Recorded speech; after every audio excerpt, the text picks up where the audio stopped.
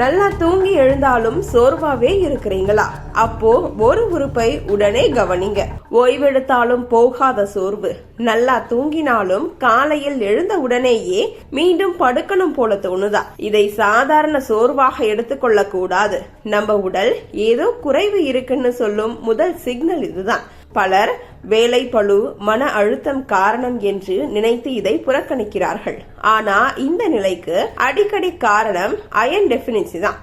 நம்ம உடலில் ஹீமோகுளோபின் உருவாக அயன் மிக முக்கியம்.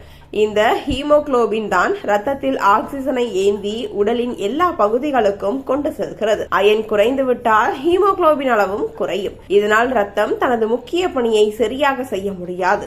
இதன் நேரடி விளைவு உடலுக்கு போதுமான ஆக்சிஜன் கிடைக்காத நிலை. அதனால் தசைகள் விரைவாக சோர்ந்து போகும். சிறிய வேலை செய்தாலும் சலிப்பு வரும். சிலருக்கு தலை சுற்றல், இதய துடிப்பு அதிகரித்தல், மூச்சு திணறல் போன்ற பிரச்சனைகளும் தோன்றும். மூளைக்கும் ஆக்சிஜன் குறைவாக சென்றால் கவனம் குறைவு, நினைவாற்றல் குறைவு போன்ற பிரச்சனைகள் உருவாகும். இந்தியாவில் அனீமியா ஒரு பொதுவான சுகாதார பிரச்சனை.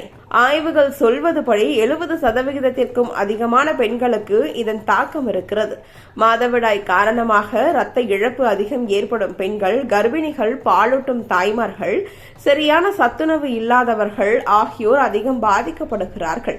பலருக்கும் இது இருப்பது தெரியாமலேயே நீண்ட நாட்கள் செல்கிறது. இதை கட்டுப்படுத்த முக்கியமானது தினசரி உணவில் மாற்றம். இரும்பு சத்து நிறைந்த உணவுகளை சேர்ப்பது அவசியம். முருங்கை கீரை, பசலை கீரை, சுண்டல், பயறு வகைகள், பீட்ரூட், பேரிச்சம்பழம், உலர் திராட்சை, கருப்பட்டி போன்றவை உடலுக்கு தேவையான அயனை வழங்கும். அசைவம் சாப்பிடுபவர்கள் முட்டை, கருவாடு, கல்லீரல் போன்றவற்றையும் அளவோடு சேர்க்கலாம். மேலும் அயன் உடலில் நன்றாக உறிஞ்சப்பட்ட விட்டமின் சி முக்கியம். இதனால் எலுமிச்சை சாறு, ஆரஞ்சு, நெல்லிக்காய் போன்றவற்றை உணவுடன் சேர்த்து எடுத்துக் கொள்ளலாம். அதே சமயம் சாப்பிட்ட உடனே டீ அல்லது காஃபி குடிப்பது அயன் உறிஞ்சுதலை தடுக்கிறது. எனவே குறைந்தது 1 மணி நேர இடைவெளி விட்டு குடிப்பது நல்லது. சோர்வு, பலவீனம் போன்ற அறிகுறிகள் தொடர்ந்து இருந்தால் அதை புறக்கணிக்காமல் உடனே ரத்த பரிசோதனை செய்து ஹீமோகுளோபின் அளவை தெரிந்து கொள்ள வேண்டும்.